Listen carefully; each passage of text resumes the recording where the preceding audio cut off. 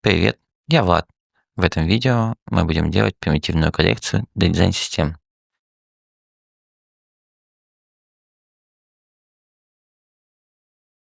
Для того, чтобы нам начать, нужно создать новый файл в Figma. А, Нужно будет перейти в меню переменных Variables. Она находится здесь. Для того, чтобы его увидеть, нужно, чтобы ничего не было выбрано на макете, потому что если будет выбрано что-то, то меню не будет видно. Давай сразу перейдем и начнем мы создавать переменные с серой коллекцией, да, с серого цвета. Нажимаем «Создать переменную», цвет, называем ее gray, пускай будет 100. Это будет чисто белый цвет. Дальше делаем, дублируем. Можно сразу сделать там 900, например, и сделать ее чисто черным цветом. И следующая задача — это между ними сделать оттенки серого. Это 200, 200, 300, 400.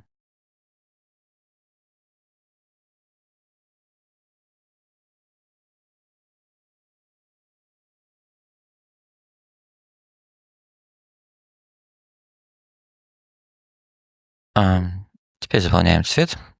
Тут у нас был, давайте с первого, тогда так и начнем. Постепенно уменьшая lightness вниз, да, в меньшую сторону.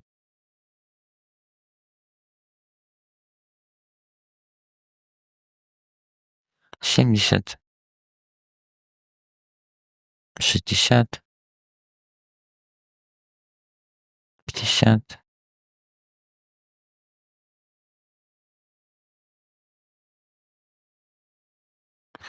Пускай будет так. Опираемся на то, что, например, 700 у нас будет, 700 цвет у нас будет для, допустим, самого яркого фона кнопки, а это, допустим, легкие оттенки будут. Можно будет поднастроить потом. То есть 200 может быть чуть больше яркий. Ну, в общем-то, это будущая настройка, и сейчас я бы к этому не возвращался. Это у нас серый цвет. Следующим цветом, который мы можем заняться, это, допустим, брендовый цвет. Мы дублируем коллекцию полностью.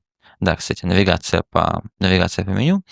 В общем-то, это у нас коллекция. Мы можем ее переименовать, назвать ее примитивы. Нажимая на все переменные, мы будем видеть весь список. Нажимая на отдельные группы, мы будем видеть только эту группу. Брендовый цвет я обычно выделяю. Мы можем тут, кстати, выбрать какой-нибудь. Окей, да. Брендовый цвет ставим на отметку 700. То есть какой-нибудь, например, у нас, я люблю фиолетовый. Давайте пускай будет фиолетовый. Ну вот такой, допустим, у нас. Его мы берем и пока что копируем везде. Может, не прям везде. Здесь берем и опускаемся в темную сторону. Да, несколько шагов по лайтнесу. Да, то есть у нас здесь там 56, здесь у нас там 44. Можем сделать ровно 10 пунктов на 46 и 36. А теперь здесь делаем то же самое, только в светлую сторону, то есть увеличивая lightness.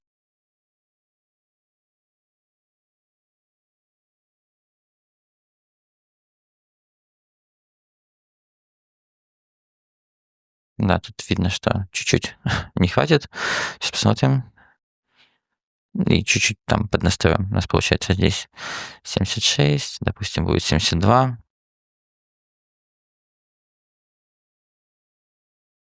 80, 88,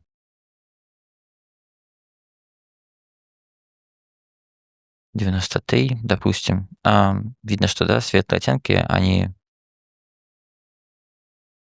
так сказать, с большим шагом. Меньше шагов лайтнесса нужно, чтобы получить разные оттенки. Окей, по сути, это наша брендовая палитра, и мы можем пока что ее так оставить. Да? Также помним, что, допустим, 700 это брендовый цвет, 2 шага вверх это для интерактива при наведении и при нажатии. И, допустим, там вот это 100 цвет это у нас для легкого оттенка, да, например, для бейджев и там подобных кнопок легких. Тут мы, кстати, можем сделать дополнение некоторое, сделать оттенок 50, чтобы он чуть-чуть выходил из системы, он будет белым, а этот оттенок будет таким серии. Это будет более правильно. Так же, как и здесь, хотя здесь можно оставить. Окей. Брендовый цвет мы можем дублировать для того, чтобы получить коллекцию красного цвета, также коллекцию зеленого и так, зеленого и желтого цвета и синего цвета. Здесь мы просто ставим hue на 0. Ну и смотрим, да. Можем, кстати, чуть-чуть подправить, чуть-чуть более в оранжевый увести, где-то там, вот, допустим, 10 пускай будет, да. И мы открываем и ставим везде 10 по hue.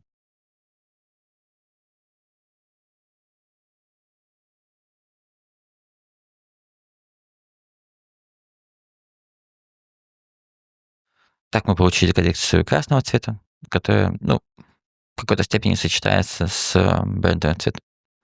Дальше мы дублируем ее и получаем зеленый цвет. Также смотрим, открываем, подбираем зеленый цвет, оттенок зеленого цвета. Например, такой, 130, отлично. И также везде ставим hue, и остальные два параметра мы не трогаем. На этой стадии, скажем так, вам это не нужно. Будет отдельное видео потом по тому, как создавать и настраивать эти цвета.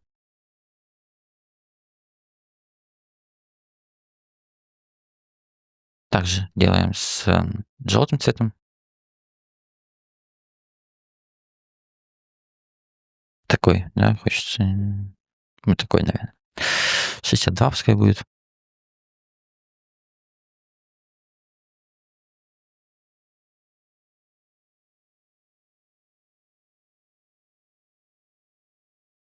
И нам нужен еще синий цвет. Окей.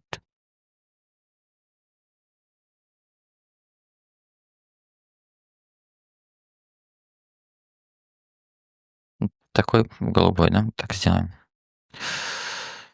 Это для ссылок, кольцо фокусировки и и везде, где вам нужен будет системный синий цвет. Также может быть для бейджей, да, кстати.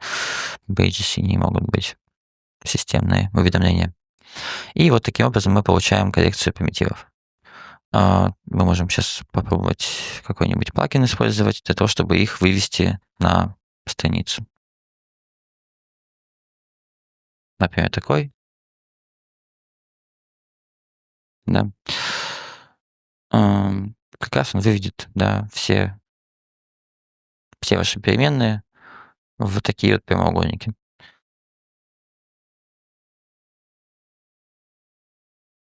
Мгм. Это наши компоненты, это наши, соответственно, объекты. В компонентах мы можем менять стили какие-то, чтобы был в нашем стиле. Окей. Допустим, нам это подходит. Мы можем потом, кстати, себе вынести вот так, чтобы так как-то, может быть, поближе сравнить и посмотреть получше, поближе, если вам это надо.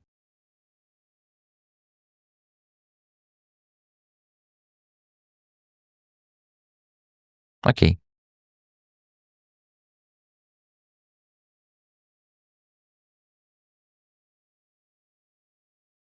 Мгм.